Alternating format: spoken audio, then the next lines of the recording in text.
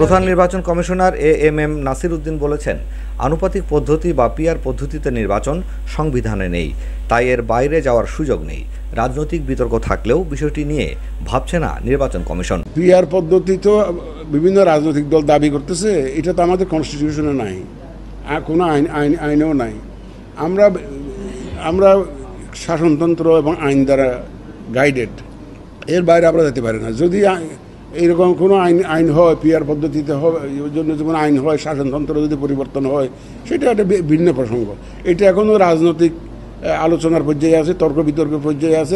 এটা রাজনীতিবিদদের ব্যাপার। আমি এর মধ্যে ঢুকতে চাই না, ইলেকশন কমিশন এর মধ্যে ইনভলভ হতে চায় না। আগামী ফেব্রুয়ারি মাসে জাতীয় নির্বাচন করতে প্রধান উপদেষ্টা দপ্তর থেকে চিঠি পাওয়ার পর থেকেই মূলত নির্বাচনের প্রস্তুতি জোরদার করা হয়েছে। ইতোমধ্যে ভোটার তালিকা হালনাগাদ ও সীমানা নির্ধারণের খসড়া প্রকাশ করা হয়েছে। শেষের পথে রাজনৈতিক দল নিবন্ধনের যাচাই বাছাইয়ের কাজ।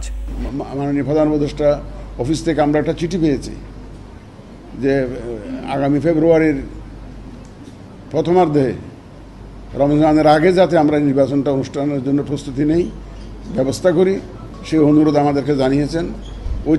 ওই চিঠি পাওয়ার পর থেকে আমরা কিন্তু আমাদের প্রস্তুতি খুব জোরদার করেছি। আমরা কিন্তু একটা সুষ্ঠু, সুন্দর এবং গ্রহণযোগ্য নির্বাচনের লক্ষ্যে পুরাদমে প্রস্তুতি আমরা নিচ্ছি। রাউন্ড দি ক্লক কাজ চলছে আমাদের। মোটামুটিভাবে ভোটার তালিকাটা আমরা হালনাগাদ হয়ে গেছে আপনারা বলতে পারেন। এখন একটু কিছু কারেকশন হয়ে আশা করছি যে আমরা যে হয়তো 1-2 সপ্তাহের মধ্যে আপনারা ফাইনাল তালিকাটা পেয়ে যাবেন ইনশাল্লাহ। আপনারা দেখেছেন যে আমরা ওই যে পার্টি রেজিস্ট্রেশনের জন্য এখন মাঠ পর্যায়ে 22টা দলের জন্য মাঠ পর্যায়ে ভেরিফিকেশনে আছে। এটা হয়তো 31 তারিখের মধ্যে আমরা আশা করছি যে আমরা প্রতিবেদন পেয়ে যাব। সুতরাং পার্টি রেজিস্ট্রেশনের কাজটা আমরা ইনশাল্লাহ এই সেপ্টেম্বরের মধ্যে শেষ করতে পারবো বলে আমার বিশ্বাস। সীমানা নিয়ে আপত্তি পেয়েছিলাম, প্রায় 1500 দরখাস্ত পেয়েছিলাম। ফুল কমিশন শুনানি দেবে এবং এই খসড়ার উপরে আমাদের আগামী বুধবার পর্যন্ত এই শুনানি চলবে।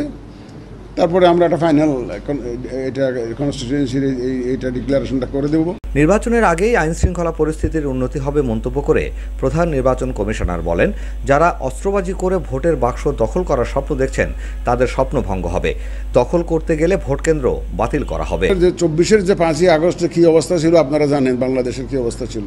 এখন আল্লাহর রহমতে অনেক অবস্থার উন্নতি হয়েছে। আপনারা দেখো শান্তিতে ঘুমাইতে পারেন তো, আপনারা কি বাড়িতে ঘুমাইতে কোনো অসুবিধা হচ্ছে এখন?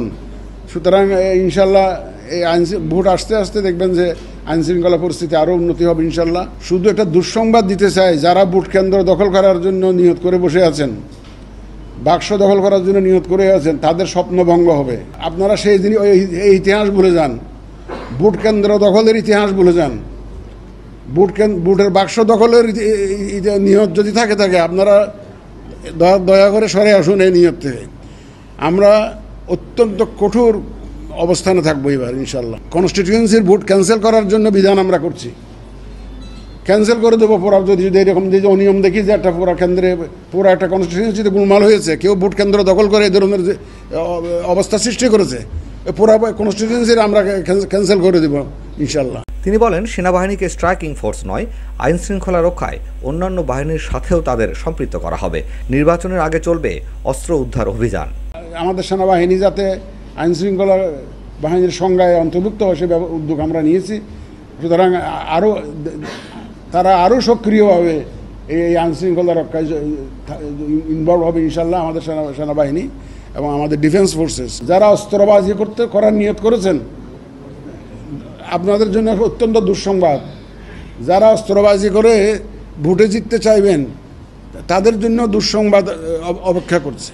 সুতরাং অস্ত্র উদ্ধারের একটা অভিযান চলবে। শনিবার সকাল 10টায় রাজশাহীর লোক প্রশাসন ভবনে ত্রয়োদশ জাতীয় নির্বাচন উপলক্ষে রাজশাহী অঞ্চলের নির্বাচন কর্মকর্তাদের সাথে মতবিনিময় সভায় তিনি আরও বলেন, আওয়ামী লীগ নির্বাচনে আসবে কিনা এটি রাজনৈতিক সিদ্ধান্ত, তবে তাদের রাজনৈতিক কার্যক্রম নিষিদ্ধ রয়েছে। সব দল আসবে কিনা সেটা তো সময় বলে দিবে, আপনারা দেখবেন, অপেক্ষা করুন। এটা তো রাজনীতিবিদ। তবে আমি বিশ্বাস করি আমাদের রাজনীতির দলগুলো তারা সবাই দেশের মঙ্গল চায়।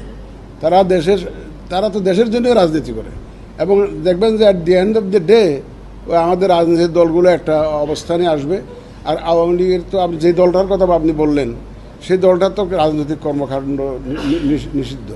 সুতরাং এবং বিচার সম্পন্ন না হওয়া পর্যন্ত, সুতরাং যে বিচার জন্য অপেক্ষা করতে হবে আমাদের, বিচারের রায় কী আসে সেটা আমাদেরকে দেখতে হবে।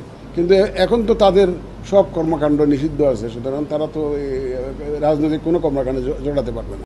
তবে নির্বাচন আয়োজনে সরকারের পক্ষ থেকে এখন পর্যন্ত কোনো ধরনের চাপ নেই উল্লেখ করে তিনি বলেন, চাপ দিলেই এই চেয়ারে থাকা আর সম্ভব হবে না। যেদিন সরকার চাইবে সেদিন নাসিরউদ্দিন এই চেয়ারে থাকবে না, এটা ধরে রাখেন। যদি সরকার চাইবে তার ওনার হুকুম মতো কাজ করতে, নাসিরউদ্দিন আমাকে এই চেয়ারে দেখবেন না আপনার, সেই গ্যারান্টি আমি দিতে পারি। আগামী ত্রয়োদশ জাতীয় সংসদ নির্বাচনে নতুন ভোটার যুক্ত হয়েছে প্রায় ৪৪ লাখ, আর বাদ দেওয়া হয়েছে প্রায় ২২ লক্ষ মৃত ভোটার। নির্বাচনে এবার ১৫-১৩ কোটি ভোটার তাদের ভোটাধিকার প্রয়োগ করবেন।